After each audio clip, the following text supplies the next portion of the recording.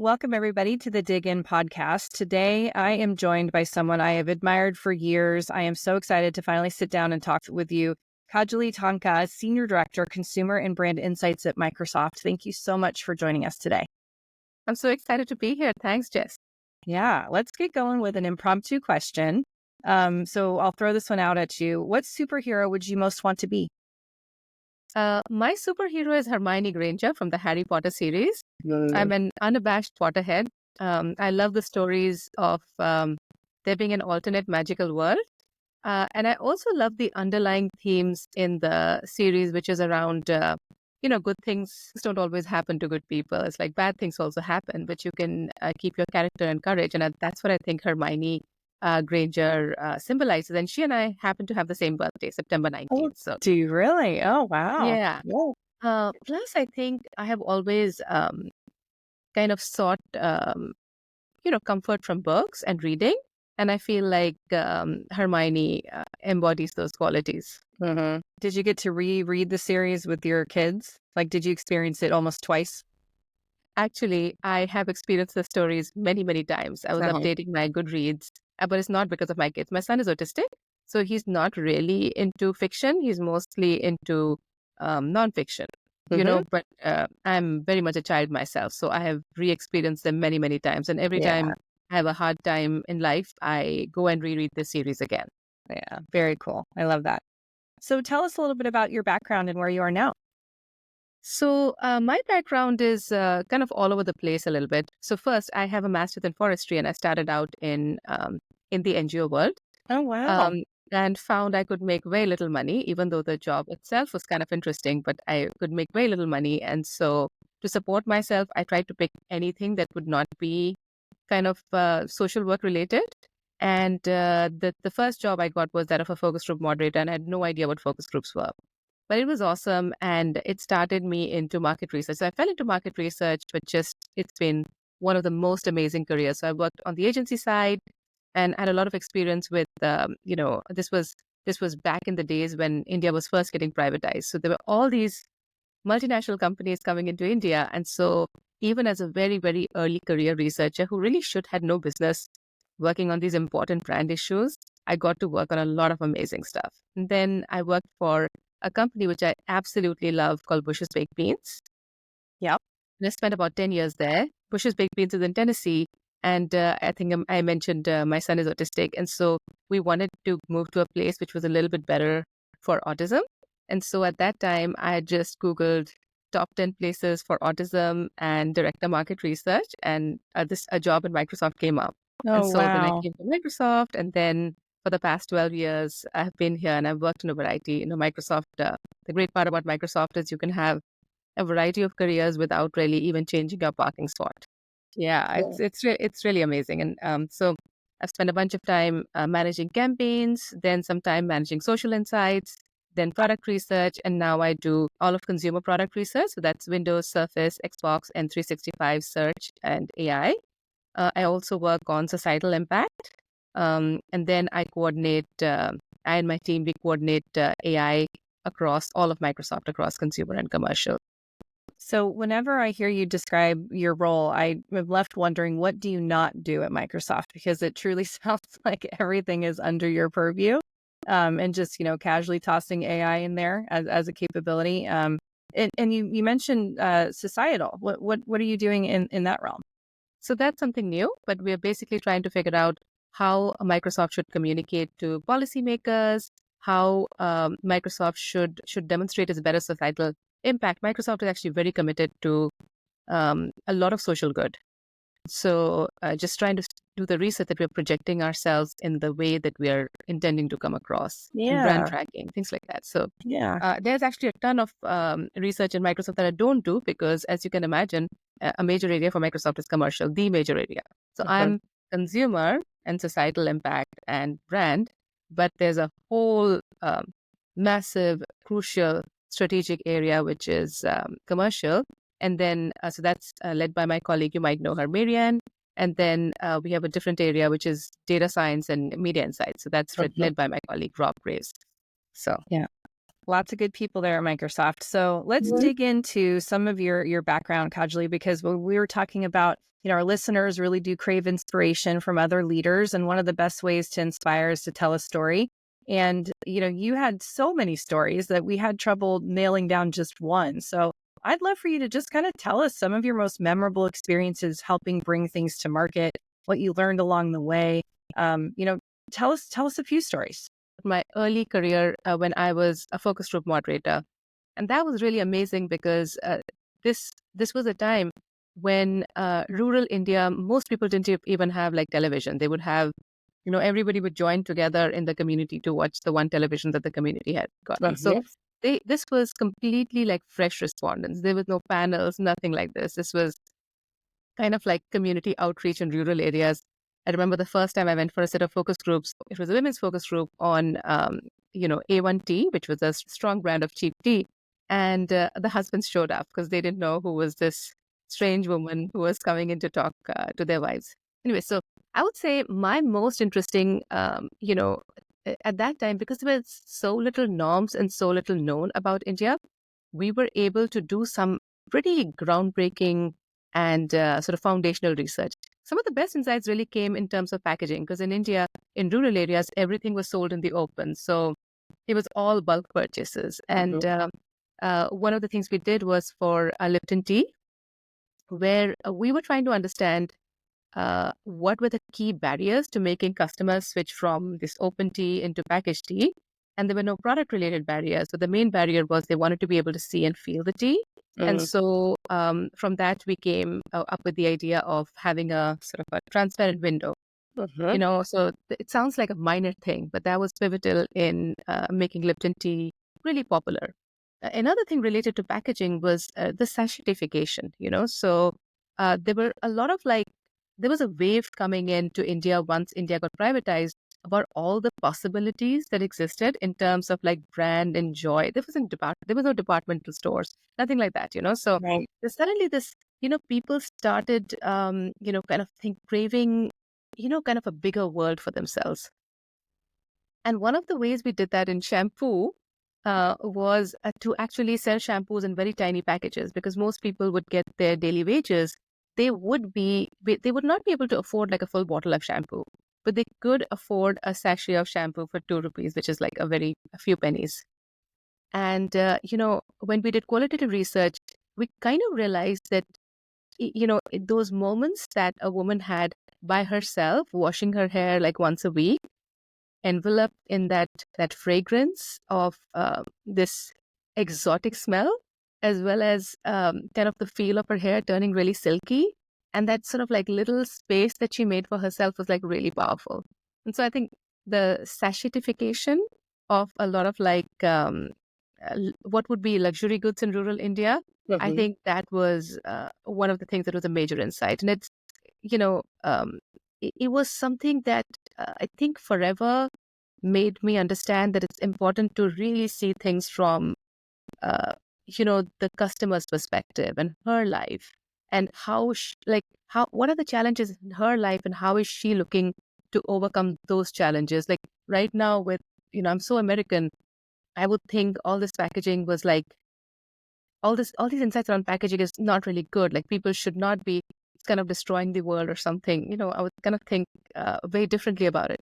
But at that time, Jess, I understood that those few moments of pleasure that a woman got just for herself, taking a bath, with a bucket of cold water that she had pulled out of the well, but then sort of be connected to all of the modern world through this tiny packet of a few cents of shampoo was something really special. Yeah, So, that's so powerful.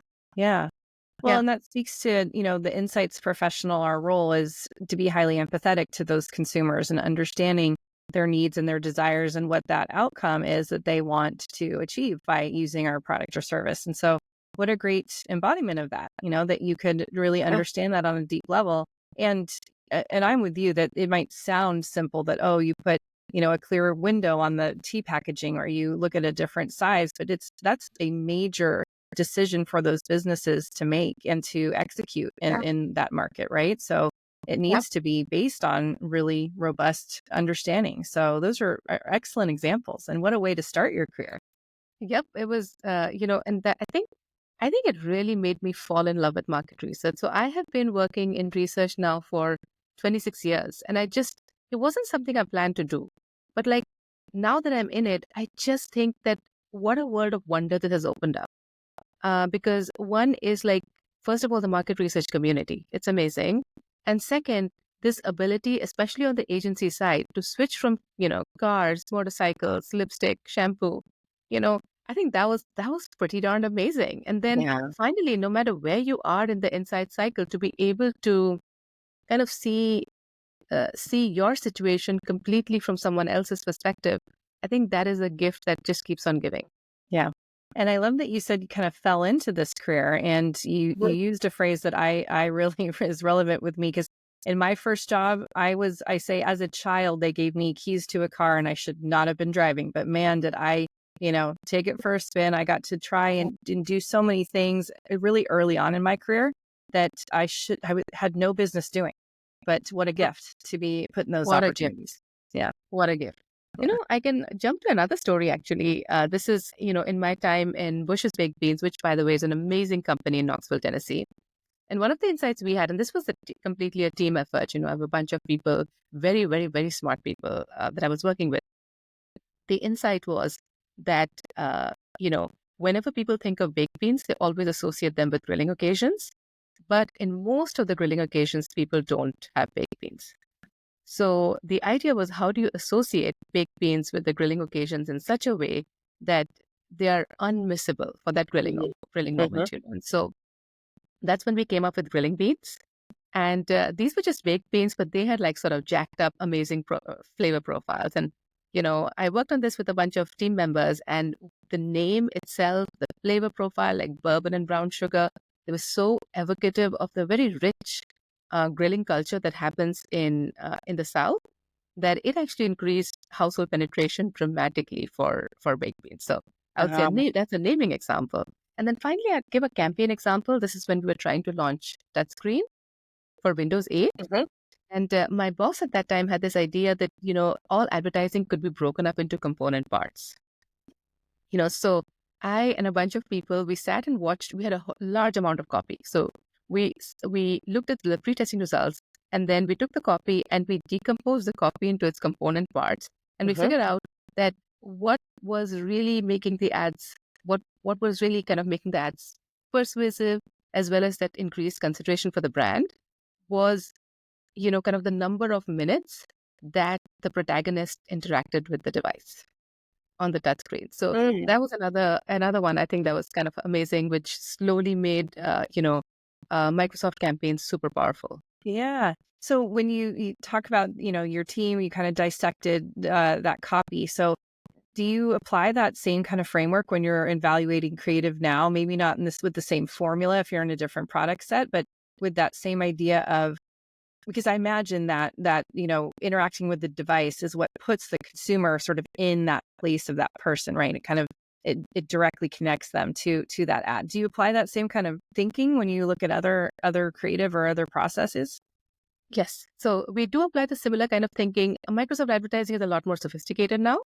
So this were the early days when we were trying to Mhm. like really figure out how to come out with some um like really powerful but yes, we do look quite a bit at the component parts, but I would say we just know a lot more, so we don't have to flounder so much. Yeah. I would say personally for me as an ad researcher, I find it's very important to see particularly the broad creative, like a kind of what you would think of as a video, an OLV, or something that would, I mean, channel TV is not really relevant, but think about it in terms of an online video. I really try to think of, the characters of it in terms of just like a dramatic setup. So, Mhm. who is the protagonist? Who is the antagonist? Who is the ally? And where is the customer when they're kind of watching the ad? Where are they putting themselves? I think Mhm. that is like a very, we kind of for the most part, we really kind of focus, I think a lot of in ad research, we tend to focus on benefits and things like that. But like, I think where the customer is putting, again, that empathy we talked about in the beginning, like where are they putting themselves inside the video is a very important thing because that determines the whole experience of the ad. So, for example, when we used to do these Bush's Baked Beans commercial, you would watch these kind of these ads where the plot basically is it's been going on for 15 years and it's a super successful plot, which is that there's a dog who has been told the secret family recipe, but actually the dog can talk. And so therefore the whole thing is like, will he let out the secret family recipe? Anytime in a focus group, if you heard the customer saying something like dogs can't talk, they had not put themselves inside the ad. Right. Right. And I think really thinking about the viewers' mirror neurons and how they're experiencing the spot is yes. So yes, so we really think about the customer experience of the spots in a far more sophisticated way. But yeah, component parts in that particular sense, not just in like the elements that make the ad, the physical elements that make the ad compelling, but also if you're trying to show a story, like how do you write the story in such a way that the person experiences in the way that you are wanting it to be experienced. Mm-hmm. Yeah. And that's where the magic happens, right? Mhm. It's where the art meets science. 100%. Do you have a story from your past, Kajoli, where something just went terribly wrong and you had to really overcome a significant barrier? So this is from my time in India. We were doing research around sanitary napkins, and we didn't understand. Like my stakeholder didn't understand, and I didn't understand that this was actually an issue that is really shrouded in a lot of secrecy and shame for women. We had set this up in a focus group format with like lights, Mhm. camera, and like no, but the women Yeah. we were talking to were just like, so this was very early in my career. I that was a terrible mistake. So of course we redid everything and we did individual interviews and there was no recording. And from that I learned many lessons. One is that again that empathy lesson, and second is don't say yes to things that don't work. I was just too, my boss used to have this saying when HLL asks you to jump, which is Unilever in India, Mhm. you only ask how high. And that is like something I just won't work for anywhere like that anymore, because it's Yeah. just so I would say that's one terrible mistake. I have made many more terrible mistakes. Okay. So the other part that's maybe not relevant to just what you're asking, but in terms of a process situation. So when you're working in a large company like Microsoft, you often try to address one stakeholder at a time. So you'll have one process, there'll be an outcome you're driving to that's for the good of the company, but there are many stakeholders who have very different perspectives on the same problem. And one of the major mistakes you can make is you can go, it's like whack-a-mole problem solution solving. So Mhm. you solve one problem, but that another problem emerges. And what you really need to do is you need to get the whole group together to solve the problem together. And so if you can, in Microsoft, if you can set up these cross-functional processes with some clear outcomes, you're much more likely to succeed. So this is a mistake I made for several years, and then kind of like we solved it systematically through some great advice from a lot of people. And now joint problem solving is something that's part of our way. Oh, that sounds like an important journey to take though, Right. to kind of work through that whack-a-mole kind of one-on-one stakeholder conversations to something that's more holistic. I Yep. guess, gosh, how do other businesses do that? Is it about just making sure that you rally the right people? Is it about how you socialize and deploy it? Like, what's the, I guess, biggest tip you'd have for companies that want to do joint problem solving? You don't need a lot of joint problem solving in companies where the decision making criteria are just like clear. This is the person who will decide, and that's it. Mhm. In Microsoft, it's very collective. So I would say that is like in my private company was also very collective. Bush's Baked Beans was also very collective. So I really learned this way of like joint problem solving and like getting everyone to collect around the align to the problem and then align to the results. And, I think research professionals have a very key role to play in that because we can come in with the customer's voice, and you Mhm. really have to be kind of unbiased in how you're approaching the problems. I think we have like a very kind of crucial and critical role, but you don't need to do this if you have a dictatorship. Then you can just go to the most important person and like you can solve the problem. But I have never worked in a company that was widely a dictatorship. So I would say like figuring out the joint, kind of how to create the system. I think that's really critical, Jess. And then the other thing I would say is, so, in the 2008, 2010 time, there was a lot about like research getting a seat at the table. I don't know if you Yes. attended any Yeah. conference. Like every conference would start with the person would say, there will be something about ROI. And then there would be another one about a seat at the table. That's a big one. But I found it really effective if you can actually create the own table that other people come to. That's, I think, another way in which you're really able to get the customer voice, uh, into the process. And you have Yeah. to be skilled at like, I sometimes feel like the most valuable skills I learned, in my life were from being a focus group moderator. Sure. Yeah. Absolutely. You have to listen to all the diverse Yeah. perspectives, make sure everyone has a voice. You have to remain highly neutral. That's the hardest thing for me. That's why I was never born to be a moderator. I don't have a poker face. And it's like the interesting thing is I've kind of realized that it's actually impossible to be neutral. So Yeah. in fact, like not even to try that, but to be aware of your biases. I think that's the maximum one can hope for. Like at least But most people, the problem with most people is that they don't know that they are not neutral. Yeah. So they come Yeah. in with a lot of biases. So I think my gold standard is just I'm going to try and be aware of what my biases are. That as Yeah. long as I can do that and not try to shape the outcome in a way that's not um, good for the company, I feel good about it. Yeah. Yeah. Well, lessons learned over many years, I know. So let's talk about your role in the industry as a thought leader related to AI, because this is Mhm. not only in your job title, but it's in how you interact with your colleagues across the industry. So, what are some of your more passionate viewpoints about the role of AI in research, but also just in the industry? I think the number one, Jess, I would say is I think I see a lot of people putting their head in the sand with AI, and a lot of people just like AI washing. And I think all of that, both of those extremes are like, they're not going to work. Hmm. I think I myself, I'm an AI optimist, but I think a lot of people right now are treating AI optimism as some kind of character virtue, and it isn't.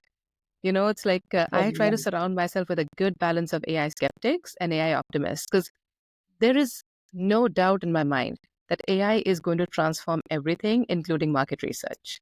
So simply the question is whether you're going to be a part of it or not. And if you're too much in awe of it and too excited about every new thing that comes out, you are going to be so disappointed. And if you're too skeptical that you're just like ignoring it and saying like, hey, the classic market research is the way to go, it it's pretty sure that it won't be that way in the future. So Yeah. I think kind of like if you're an optimist, surround yourself with some skeptics and listen to them. If you're a skeptic, surround yourself with some optimists and listen to what they are doing. But like just try to keep forging ahead. I would strongly recommend everyone get a Copilot, Gemini, ChatGPT subscription and start using it in your personal life. Because if you start using it in your personal life, you'll suddenly realize, that it is actually pretty miraculous the better you get at it. Hmm. That's the part that I think most people don't kind of pay attention. That there is a huge role that you have to play in terms of getting the AI to work. I was just going to agree that I think that there has to be a certain level of intellectual curiosity that comes with exploring AI tools because there's no manual today of, hey, here's how to replace some of your everyday tasks through AI. You need to get into AI, start using it, exploring, seeing what works and what doesn't, and then apply it to your job is what I'm viewing. How are your teams using AI? Are you telling them this is what we want you to go use it for, or are you allowing them to kind of have that freedom to explore and see what works? Actually, a mixture of both. So I have one of my colleagues, Rob Graves. He's really sort of steeped in building a bunch of like AI tools that we use internally. So I think one of the AI tools that we're doing is something called HubChat, which is kind of we have all of our research sort of uploaded into one site, one big SharePoint site. Yeah. HubChat is a way that you can actually chat with all of that information in that site. So that's something like it's almost mandatory for everybody in my team to Sure. try and do that. And then Yeah. the other part that's mandatory for them is to make sure they're uploading all their research there, right? Because Sure. we got to Yeah. make HubChat smarter. So that's mandatory. The other things I am trying is that we have this core priority process in Microsoft. So I just make sure that everybody has a use AI core priority. So they have to do their, whether it be that they are using, my colleague Robert Graves, the things that he's preparing, for example, synthetic audiences, they can use that or they can use something else, but they have to show some progress. They don't have to do it in any particular way, but Mm-hmm. they have to show some progress. And I believe in like allowing the person to understand what will actually work for the business problem that they are in. So, for Mm-hmm. example, if you're in gaming, you might not want to do a segmentation using kind of AI agents, for instance, Mm-hmm. because like it's like you're trying to reframe, you're trying to restart the entire category. If you're in search, you may be very cautious because search actually is a really evolving area, So Right. I kind of like, I like the individual researcher to be accountable for. But the only thing that we are mandating is that you have use AI in your core priority. How Sure. you do it is up to you. Yeah. I think that makes a lot of sense. And it also is making me reflect on your role as a leader. It's not necessarily to be an expert in those applications for each of those business But units or parts of the business, but it's rather to be guiding the philosophy of how AI is adopted and used within the teams. And that's an important differentiation. 100% Jess. I mean, that's pretty much kind of my management philosophy anyways. Yeah. I, like, for example, even for, a few years back, I really kind of put a lot of emphasis in my team on focusing on business impact. So everybody, when they do a project, they had to first get a research brief written on what decision this project would make. And then when we have like a half yearly review where everyone on my team presents all of their projects in one standard format where they say, this is the business problem, this is what the research insights were, and this is the decision that was taken as a result of the research. And so kind of like I'll mandate something like that. But Mhm. I try my best to mandate very, very, very few things. Yeah. Because kind of freedom is kind of one of my core management principles. Yeah. Well, I'm sure that's one of the reasons why people love working for you, because I hear about that all the time. Your street cred is very strong. So we're going to go to the final dig. This is just all about you as a person and, getting to know you a little bit better. So what's the last product or service you bought on impulse? So I am obsessed with cleaning. I'm not very good at it, but I Really? love cleaning. Yes. Yes. So I would say the Dyson Gen 5 on Black Friday. Mm. That was my impulse buy. And I'm so excited because I actually haven't had mind space to enjoy and use it properly. So it's right now, it's just set up and it's just lying there. But this weekend, I'm planning to, kind of use it and try it out and maybe even do a video. I have a different version of the Dyson vacuum. And if people haven't used it, I think Dyson's one of my favorite companies. They have this thing where if you can turn the lights off, the laser light shows you all the dust particles. It is the number one gross satisfaction of your life to turn the lights off, turn that thing on, realize how dirty your house is, and then transform it. I'll just tell Oh my you, gosh. this is a middle-aged peak like nothing else. Okay. Can I just go back to what you said? I love cleaning. I'm not that good at it. I don't know who wants to be good at cleaning, but I love what this does for you. This is your form of self-care. I mean, that's Oh amazing. my God, 100%. There's like nothing more joyful for me than me and my Dyson with its 40-minute battery. It's at the end of the day when everybody's in there, it's like the house is dark and I'm just, it's like good conquering evil, Jess. Oh It's just my like good gosh. conquering evil. I love it. Well, Dyson might be your answer to my next question, but is there a category or brand that you could rationalize any price point for? You just have to have it in your life. An AI robot. So Mm. as much as and I learned this when I was for the 10, 12 years that I've worked on food, is the number one, the question of like, what's for dinner is something a meal maker is going to face. Like if you are the person who's accountable for your family's meals, at least deciding them, you're going to face 10,000 times in your life. So And to depressing. me, yes, it is the most annoying thing. So I would say there are two things that I am most excited about the future is a robot for like cooking, chores, and things like that, and real self-driving. Mm. Yeah. So those two things, I think, like if you can get anywhere you want, and if you can get a bunch of chores done, I think you could remove some of the rubbish friction in your life and you could get some of the good friction in your life that you want. Yeah. Okay. Less rubbish friction, more good friction. I agree with that. Yeah. We all know that brands have distinct personalities. What's a brand that you would like to date and one that you'd like to marry? And they don't have to be the same brand. Jess, when you're my age, it's the same. It's the same brand.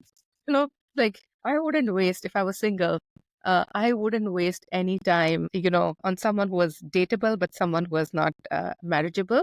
And I think I'm all about brains. I've always been all about brains. So I think the brand that I would pick is probably Kindle. And it combines like all of the qualities that my actual husband has. So it's very brainy, very loyal, always there for you. And it just keeps just getting better and better. I would probably have said Tesla a few months back, but now, unfortunately, I Okay. no longer say that. But yeah, I might have Wow. said Tesla and Starlink a few months back. But Yeah. for the same quality, just what would your brand be actually? Oh gosh, I've actually been afraid of someone turning this around on me. Um, well, so I think I think the brand that I would marry would be Chevrolet, because that is a brand that's been part of in my family, sort of in our DNA for a number of years. And nostalgically, we inherited my dad's old 77 Chevrolet, and we call it the Grevco truck. That was his nickname, and it sits out front and reminds me of him every day. So I'd probably, that to me has been like an illustration of same kind of qualities you mentioned, like loyalty, support, that kind of thing. That's the brand I would marry. And I don't know, I'm the I'm the same as you in terms of like Yeah, dating and marrying. Like I'm a marrying kind of gal, so I don't me think I would too. choose a different brand. Yeah, Me but too. yeah. Me too. So, gosh, what keeps you inspired at work? Everything you've said to me today has been inspiring. So it's probably really hard for you to choose what keeps you going. First of all, I love market research. So I'm a diehard fan of market research, and I feel like it's one of those fields that is just reinventing itself. There's so many firms that are just new and exciting. So many lovely, like brilliant people in this field. So I'm very excited about that. But I think I am very excited about AI. I think people often say paradigm shift, transformation, like these words have just like lost their meaning, and we have so much fatigue from using these words. So I won't use them. But I would say we're in the middle of one of those things. And I don't think it's like when the internet first started. So I think it's going to be pretty mind blowing. So I'm there for it. I'm in for it. I am too. And I share your optimism, but I really like the advice to surround yourself with some skeptics as well, because it's that push and Mhm. pull that's going to allow us to recognize the most 100%. from this inflection point. I agree. Yeah. 100%. Oh, thank you so much for spending time with us today. It's been such a joy to have you on the podcast. I always learn so much whenever I get to speak to you. So it's an honor for you to join us today. Jess, the honor is all mine. I've always really loved our interactions at the various conferences. So thank you for the opportunity. It was such a pleasure talking to you.